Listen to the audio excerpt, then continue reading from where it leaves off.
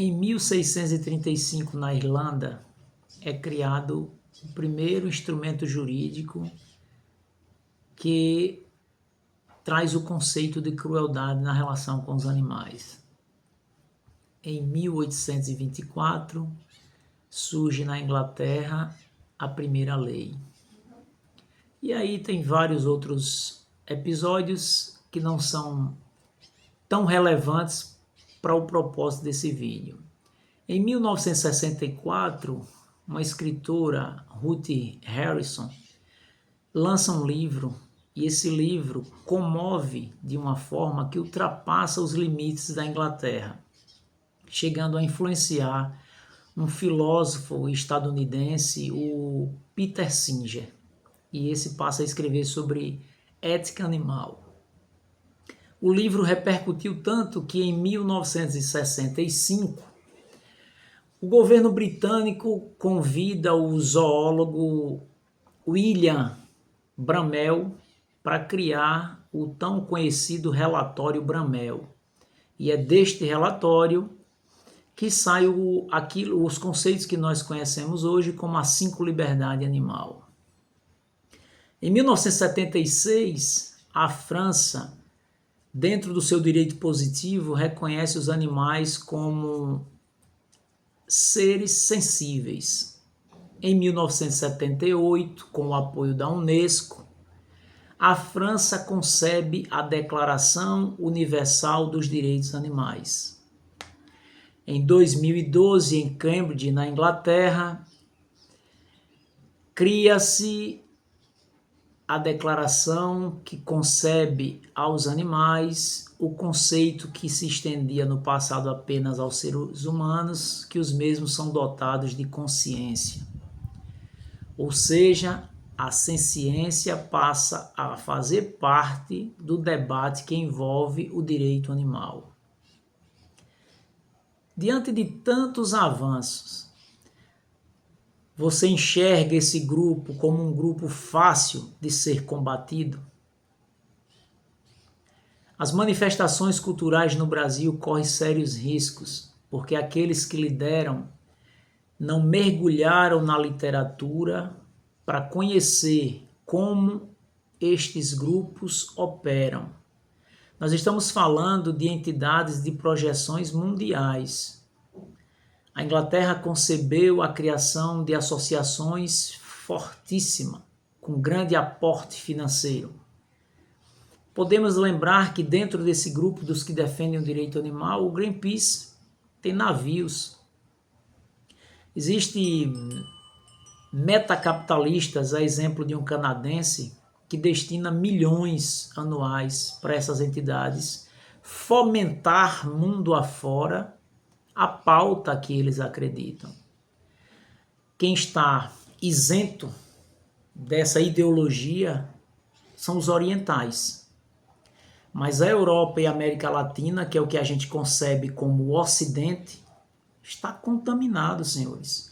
É um grupo forte, bem articulado, já ocupou vários espaços dentro das nossas camadas sociais.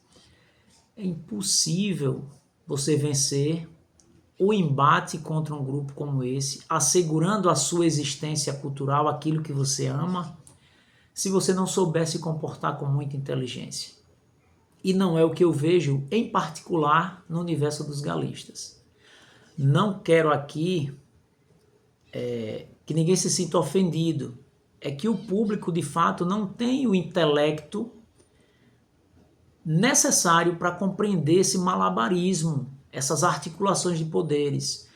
Por isso que a gente enxerga várias páginas de Instagram preocupado com autopublicidade, com promoção, porque a gente sabe que se eles tivessem um mínimo de conhecimento, não fariam da forma que estão fazendo. E a mim não causa surpresa o que está acontecendo contra os galistas, principalmente no estado do Rio Grande do Sul. Eu já venho falando sobre isso desde 2019. A mim, o que causa surpresa é que está demorando. Senhores, países onde o combate é liberado está sofrendo. A exemplo da Espanha, a exemplo do México.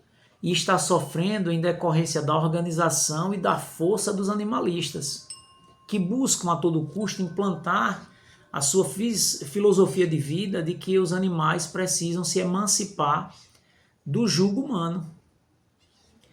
Como é que o galismo no Brasil vai enfrentar um grupo com essa dimensão de existência e de organização, se não existe uma entidade nacional séria assim, quando eu digo séria não é ofendendo ninguém, é falando séria no sentido de saber como direcionar, para que você esqueçam os defensores da causa animal, os veganos e animalistas, e construa o seu caminho. Tem espaço, porque hoje o maior inimigo do galista, o maior inimigo dos amantes das manifestações culturais no Brasil não são os animalistas, são os próprios amantes dessa cultura, que não se organizam, que não compreendem essa dinâmica desse jogo do poder, que não se envolve na política, que vota em quem vai conceber leis que irá prejudicar os mesmos e depois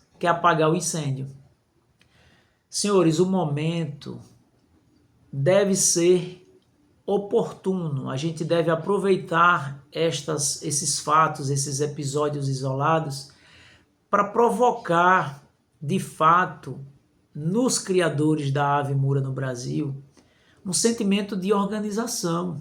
Vamos aproveitar esse momento. Eu fiz um comentário lá na página do Jeder, mas acho que ele não leu. Poderia pegar esse episódio do Jeder e do Júnior e acionar um deputado, um senador e pedir, mediante ofício, um espaço de fala. Poderia escrever um projeto em uma CCJ, poderia fazer um pronunciamento público, pontuando as falhas dos agentes de saúde animal daquele estado. Mas a gente não vê esse tipo de mobilização. Vocês sabem por quê? Porque um pedido de um eleitor não tem força.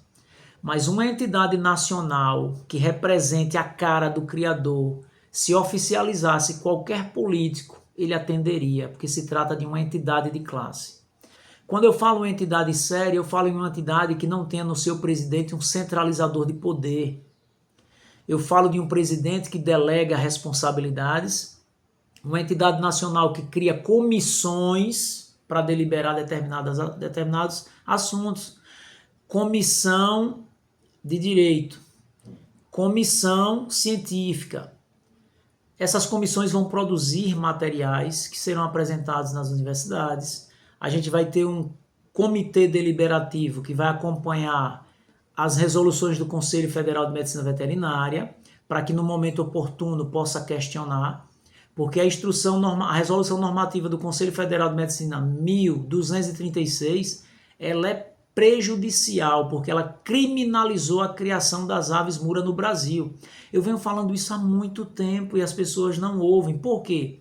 São vídeos longos que não é para ser monetizado nem em busca de like. É vídeo informativo. Leiam que vocês vão ver. O Conselho Federal de Medicina Veterinária no Brasil concebeu o que é crueldade, maus tratos e abuso. E está lá no artigo 5º. Você vai procurar, se eu não me engano, é inciso 27, criar animais que possam atender a finalidades de combate é considerado maus tratos. São essas decisões administrativas que vai fortalecendo os ambientalistas a fazer o que eles estão fazendo hoje. Porque ninguém revidou no tempo certo. No Brasil, quem tem um celular, quem tem uma página no Instagram, quem tem uma página no Facebook, quem tem um canal no YouTube, é autoridade sobre tudo. E aí, ao invés de unir forças, dispersa. Todo mundo apontando o dedo para o outro e não olha que tem 3 voltados para si. Então, eu acho que é chegado o momento. É preciso aproveitar essa oportunidade dessa comoção nacional e todo mundo dar as mãos para conceber uma entidade nacional presidida com pessoas com capacidade intelectual de criar a estrada que vai pavimentar o sucesso do galismo e das manifestações culturais no Brasil. É uma luta árdua, sim, mas tem espaço para isso quando você tem conhecimento de causa, quando você sabe fundamentar a sua concepção de mundo, mostrando que esse quebra de braço entre uma visão antropocêntrica do mundo sendo substituída por uma visão biocêntrica precisa de fato ser revelada em veículos nacionais para que as pessoas se envolvam. Então, o problema não é só a questão do direito animal, é uma mudança de concepção de mundo. O homem foi concebido pelos princípios cristãos como imagem e semelhança do Criador e superior às demais espécies. Aqueles que defendem o direito animal pelo prisma do veganismo e do animalismo, eles querem modificar essa concepção do mundo para o biocentrismo, ou seja, no biocentrismo o que importa é a vida. Se a vida importa, toda a vida é igual. Então a vida do gato, a vida do cachorro, a vida do cavalo é igual a do ser humano. E tudo isso precisa ser explicado nos espaços apropriados. Então, pessoal, sem uma entidade séria que delegue responsabilidades por competência, que crie nessa entidade a imagem do galista, que saiba em qual porta bater, para que dessa forma sejam ouvidos, representando a coletividade, a gente não vai chegar a lugar nenhum. Essas operações elas irão se intensificar. Sabe por quê? Eu mencionei no seminário aqui em Sergipe, mencionei em Brasília, mas as pessoas não prestam atenção porque é um tema complexo. A engenharia social que esses grupos utilizam, elas agem de forma silenciosa e vocês só vão perceber quando o fato acontece. O Brasil está sofrendo um processo de aculturação sério, mas as pessoas não estão gritando para que a parcela da sociedade que apoia por desconhecimento tome consciência e diga, epa, peraí, realmente é preocupante. Falei isso em Brasília. A UVB hoje tem vários vereadores no Brasil como um todo defensor dessa pauta, implantando nos municípios brasileiros essa pauta. E não tem nenhum defensor das manifestações culturais com animais envolvido na política defendendo esta pauta, que é a pauta da defesa das tradições do nosso país. Eu conheço vários vereadores que são galistas, mas que são incapazes de apresentar um ofício na Câmara de Vereadores solicitando a presença de alguém para falar em defesa daquilo que ele cultua, por medo. Por quê? Porque ele tem medo do cancelamento que a opinião pública provoca. Mas por que isso acontece? Porque ele não tem conhecimento da cultura dele. Porque se ele tivesse conhecimento, ele faria o que eu fiz quando eu fui defender o vereador Ronson na cidade de Propriá. Ele sancionou um projeto de lei, a comunidade se revoltou, inflamada por outro vereador que era ambientalista, e ele com receio ligou para mim e disse, não, vou aí fazer a defesa, e fizemos a defesa no rádio, e todo mundo elogiou mesmo, porque o projeto dele tem um significado e tem uma importância, porque existe um público que é simpático àquilo que ele estava defendendo. E as câmaras de vereadores, como Casa do Povo, tem que defender o interesse de todos, não é só dos ambientalistas. Então, pessoal, a gente precisa acordar. Essas operações irão aumentar por desconhecimento dos criadores. O nosso maior inimigo não são os ambientalistas, somos nós mesmos, por ignorância e por divisão.